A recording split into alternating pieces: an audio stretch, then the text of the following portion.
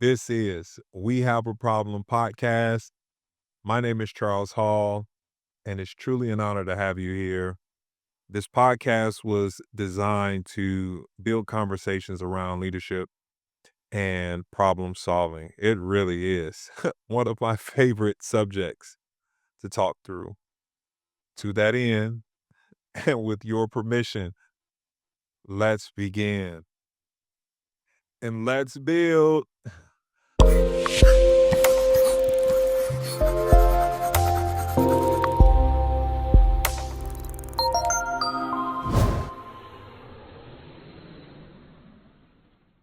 I am excited about this topic and this session today. I would like to call it read, write, recite. Read, write, recite. Read, write, recite. Ooh, I'm excited. I'm an individual that typically likes to survey before I have something to say. And my quietness is not that I don't have anything to say. I'm more so trying to assess if it's appropriate, if it's the right timing, uh, if it's needed. And I've learned that it's better to produce versus giving projections. And I'm all for empirical data and charts and analytics. Uh, but at times when I'm trying to reach a certain goal or I'm trying to appease or accomplish something within the team, the organization, within the system or the infrastructure that has been built, I am calculated more so than conversational and having to say something at every moment, at every time. So I wouldn't say I don't set benchmarks. I would like to say that I am the benchmark because if I project and I don't meet that projection, then now I have overpromised and underdelivered. But if you underestimate or I don't give you the estimation and I reach my goal, now you see it as production. Now you see it as me producing. So no, no. I rarely set benchmarks. I am the benchmark. So now when I reach it, it becomes the benchmark versus me trying to reach for a projection that I've shared. We're gonna do this, we're gonna do that, we're gonna do that, we're gonna do that. I know I'm gonna do this. I'm a dreamer. I'm a builder. I'm a creative individual. So I'm not talking having great or granular ideas. I'm talking, I know I'm gonna get this exact number. I know I'm gonna do this to the T. And if I oversell you on that, and I don't deliver, then I just become someone who shared something that I couldn't or did not accomplish. I try not to project because I am the benchmark. I become the benchmark. My work becomes the benchmark. Your work should be the benchmark. So I tend not to trend on the projections. And there is a time and a place for them, but I am the benchmark. You should become the benchmark. So my quietness at times is me attempting to be calculated, me acquiring more information, me subscribing to other items that can create a full story, a full spectrum, a better picture, a better picturette on what I need to accomplish based on the information that I have and the information I do not have. I say that because as a leader, I try to build people. I try to build the team to read rooms. I try to build people who can read rooms. After you close the book, you should still be reading. You should be reading. I read rooms. I once heard someone state in a prolific posture and declarative dissertation that we should not be thermometers, we should be thermostats. And it sounded beautiful. It really did. But every thermostat has a thermometer. You have to check the temperature before you change it. So if you're reading the thermostat on the wall, it gives you the number. So that means it has a thermometer on the inside of the thermostat. So that every thermostat has a thermometer. So today I'm telling you, we should be both. As leaders, we should be both. As leaders, we should check the temperature before we change it. My quietness is me being calculated. As a leader, I don't build people. I don't attempt to build people for a building. That's one facet. I build for buildings. That's plural. I want you to be able to function inside of the space that you're in. I want you to be able to function beyond the space that you're in. I want you to be able to function in spaces. And that comes with reading the room. Sometimes we need to hit pause because there's more happening than what we would like to say. As a leader, I run into people who are anxious and ambition, and there's nothing wrong with ambition if it's healthy, but they side with I have something to say right now versus sitting and observing. Oh, you can't spell observe without serve. It's like, how am I trying to serve the room? By observing what does the room need before it needs me to say something. I'm trying to help the people to read the room. Man, this is so crucial. And sometimes the quiet ones seem like weak ones. But sometimes in the quietness, there's wisdom. Oh, Proverb says, even a fool seems wise when he's silent. Oh, I'm subscribing to silent. Subscribe and hit like right now. All right, I want to thank my sponsors. Okay, no. Read the room. Read the room. Can you sit still? Can you teach your team? If that's something that you already have, that's great. I'm trying to help you to read the room, read the room, read the room is so important. It's something that you need in your arsenal because every room can look the same, or every room that you walk in consistently can look the same, but it can be saying something else. It could need something else. So let's be thermometers and thermostats. Let's be both. Let's check the temperature before we change it. Maybe hand out some coats, something that's soft, fluffy, and light.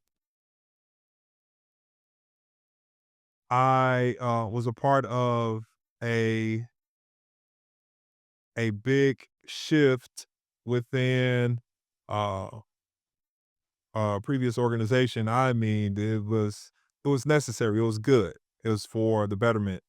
And someone came in to do assessments and evaluations.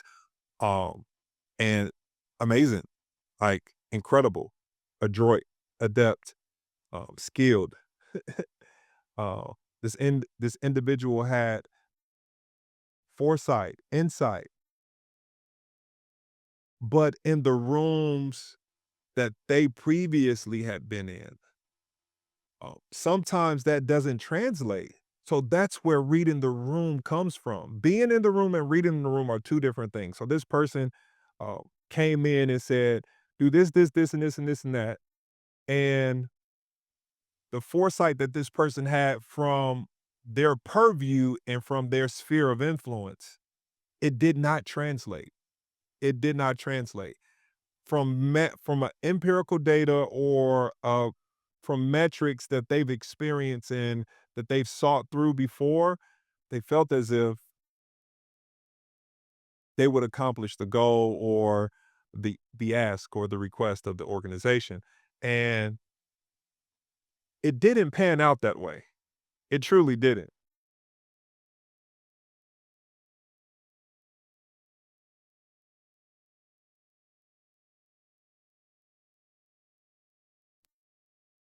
I would say the best or a good outlook or outlay or comparative thought behind that is you cannot teach someone how to swim by reading a book. Even if you've been in the water, there's so many different bodies of waters, different temperatures, different textures, different waves, different pressures, and different methods are needed. Different methods are really needed. And what they pause and what they read of the room before you decide to have something to say and go from script, I would assess. Let's read the room, assess. Changing the temperature. Okay, let's get there. Let's work towards that. My next thought would be to write. I do my very best to teach, even if you already have it, still write it down. Still write it down. So if I'm in a room with another leader or someone that I'm leading, I'm leaning in. I'm trying to extract something out of the moment, even if I already have it, because what that does, it tells the person when I'm listening, it tells the person that I'm I'm intentional about extracting more out of the moment because if I lean in, others may lean in. If I lean in, I can get more out of the person. Proverbs 20, verse 5, it says, there is wisdom that lies deep within, but only the person with understanding can draw it out. What does that mean? There are things living on the inside of the people that we do life with. There are things living on the inside of our leaders and the people that we lead. But only the person with an understanding can draw it out so that they can't even get it out themselves. We actually have to do our part to help them get that out. So while I'm in the room, after I'm reading, after I'm surveying what's needed, I don't need to say anything just yet. If somebody else is saying something, man, this is great. I'm looking for that nugget. I'm looking for that that piece of equitable, item or action item, that equitable action item so that I can apply it. But I also can let the person know that I value what you're saying. I'm writing in the room. I'm becoming a student on purpose. I'm intentionally scribing to say that I'm a student. I'm intentionally scribing so that I can tell the person and I can tell the room that I'm a student. I have nothing to prove. Owe no man nothing but love. I owe no man nothing but love. So I have nothing to prove. So if I'm in the room, me being quiet and calculated, it doesn't make me weak. It makes me wise. And when I'm pulling something from somebody else and it comes out of them that they didn't know it would come out of them, it hits the room, then everybody else gets more from the room. I'm reading rooms. I'm reading rooms. I'm reading rooms. When I close the book, I'm still reading. This is what I try. This is what I intend. This is what I intentional about teaching. This is a leadership method that I hold in high regards. I truly do. Because reading the room is discernment. Writing in the room is documentation. I'm a student. I already know this, but I'm going to lean in and extract something out of this moment. The problem is we have a lot of people who are ready to recite, but they don't read. They tell people, jump in the waters, do this, this, and this, change this, this, and that. and they may have foresight or insight for the organization or aptitude in areas that they've experienced before, but I don't wanna have aptitude just in one area or arena. I try to teach and build for multiple places and spaces so that that discernment turns into documentation. And then the last one, recite. So it's read, write, recite. Read, write, recite. Now you get to the point. Now you get to the point where you can say something because you've observed, you've served the room, you you witnessed and you noticed and you took note in the room. Now it goes to recite. Now it goes to recite. You can't bypass this. Even if you have skill sets that will produce a moment for you to say something in the room before you write in the room. That gift gets you in the room. But I'm telling you, reading rooms and writing in rooms, they keep you in the room. You will outlive people who have unhealthy ambition and unhealthy or ill motives. And it doesn't mean that everything is perfect. It doesn't mean that you shouldn't be wise and adjust as need be when certain things arise. But as a young man, I've learned over time, I've been afforded to be in certain rooms that I couldn't get into myself because I read the room and I waited to recite in the room and I took notes. And taking notes is not always having a pen and pad or your phone out ready to jot something down. Taking notes could truly be leaning in. Taking notes could really be a posture, a heart posture. Psalms 19, it says, it's the last verse in Psalms 19. I love it. It says, let the words of my mouth and the meditation, and that conjunction, that conjunction work. And it doesn't say or, it says and. So that means both. Let the words of my mouth and the meditation of my heart be acceptable. So that means my outer and inner complement each other. That's what that means. So when it complements each other, my heart posture of extracting or adding value by pulling something out of someone else or a scenario or a situation in the room becomes the betterment for me and for others around me. This is how I build.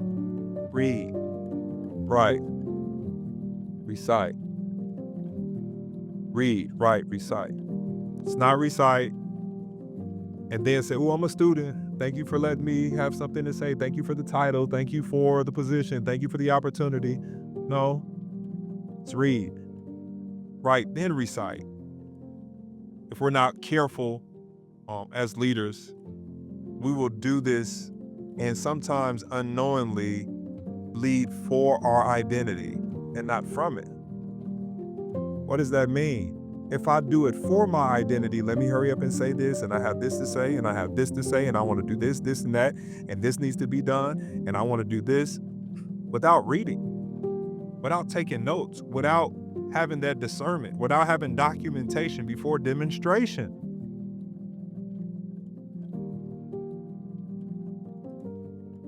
I no longer lead for my identity.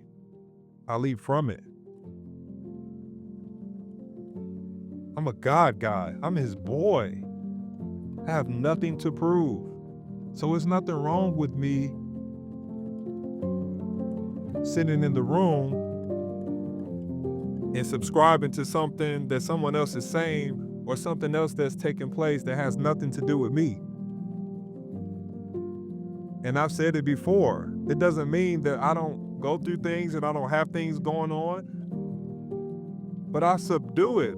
I'm his boy. That matters to me more than anything. I belong to God. So I can submit my heart. I can submit my gifts. I can submit my mind to a moment to gather more information. So I don't have to set projections. And I become a problem because I've just said things that I can't reach.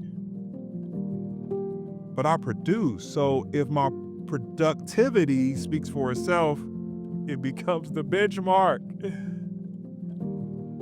I'm his boy and I belong to him.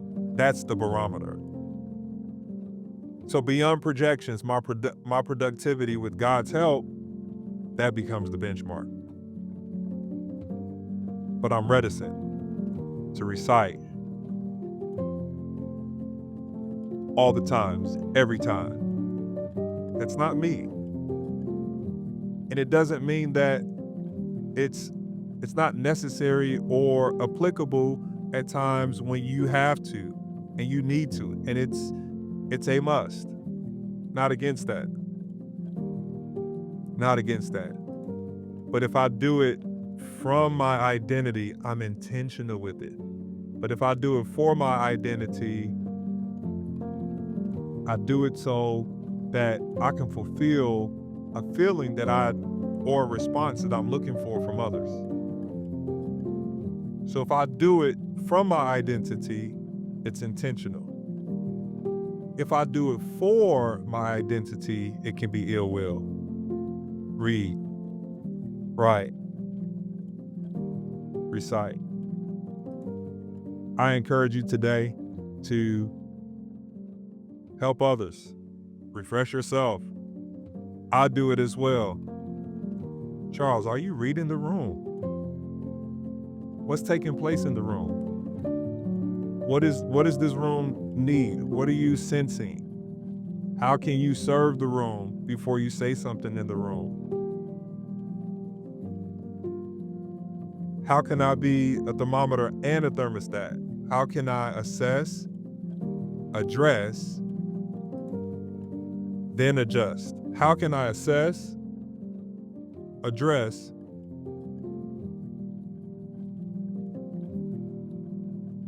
then adjust? So today, let's empower others. Let's help others. In return, it becomes the betterment of building. When we read, write, recite, when we assess, address, then adjust. Thank you for tuning in today. I'm Charles Hall, and I'll see you on the next one. We have a problem.